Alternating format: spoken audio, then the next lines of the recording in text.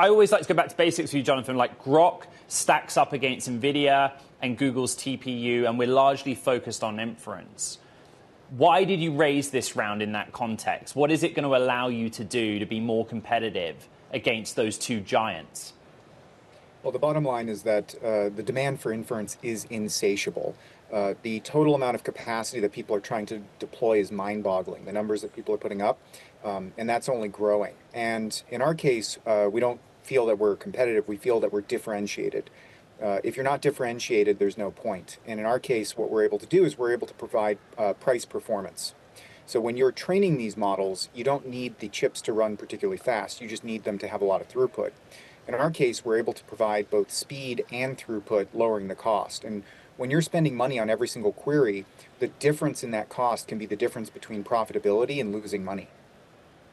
Inference meaning running the models as opposed to training. Have you done the math on that, Jonathan? How much inference does the world need? It's insatiable for the reason that, unlike with the industrial age, where as you're producing oil, and compute is the new oil, let's be clear about that, you could only consume as much oil as you had hardware built that could consume it. In the generative age, every model that you train, you can scale it up to the amount of compute that you have available. As such, people are scaling as much as they can possibly get compute. And so that compute needs data center capacity. Where do you add that? How much? Is it the US or internationally focused, Jonathan? Actually, that's one of our primary advantages. So the GPUs that are being deployed today often need liquid cooling, and those are new data centers. In our case, we're deployed in North America, so the United States, Canada. We've deployed in Europe. We've deployed in the Middle East.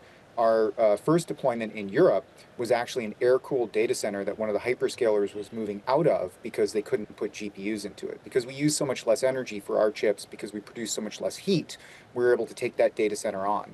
And so that gives us this ability to get access to data center capacity in a very competitive way. So the language processing unit, the LPU that you offer, I mean, you're taking on the TPU that you helped design over at Google, we understand, and indeed NVIDIA.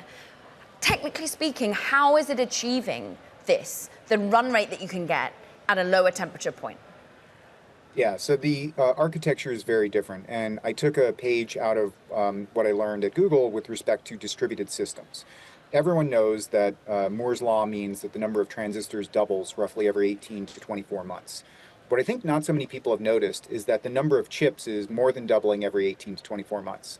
So we asked ourselves, if we were going to be increasing the number of chips, was there an architectural change that we could do? And the answer was yes. And so without getting into the technical detail, what we do is we take the models, the AI models, and we spread them out across a large number of chips. And that allows us to operate much like an automotive factory. And the more chips that we use, the cheaper it gets, the faster it gets. And our advantage is how many chips we can bring to bear on an inference problem. Now, typically, when you're talking about a training cluster, you'll talk about 16,000, 32,000, 64,000 GPUs, and the more GPUs that you can bring to bear, the better.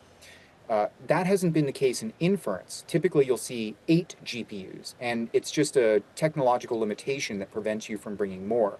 In our case, we're running some models for inference with 4,000 or more chips, and the more chips that we can bring to bear, the faster and the cheaper it gets. Jonathan, has Groq signed any deals that would see you benefit from the commitments we've had in the last 24 hours in the United Kingdom at the hyperscaler level, and also some of the AI names that have committed tens of billions of capital to that market?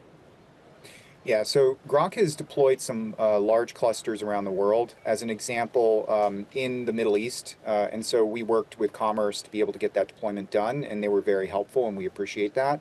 And also in Finland. Of course, we're looking at the UK very closely, and I'll actually be there in less than a week.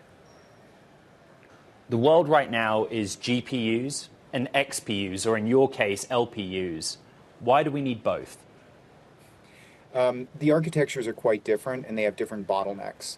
No architecture is perfect. Right? This is why we don't use CPUs anymore for AI. We use predominantly GPUs and now LPUs. The difference between the two is that GPUs are very good at parallel processing. That is, if there's no sequential component to it. But when you're talking about language or other reasoning or logic problems, you can't produce what's called a token. You can't produce the 100th token until you've produced the 99th, or you can't produce the 100th word until you've produced the 99th. And that brings in a sequential component. Yeah. Now, CPUs have been good at sequential, but these problems also have a parallel component at the same time. What the LPU does is it's really good when you have both a lot of parallel and a lot of sequential components to the problem.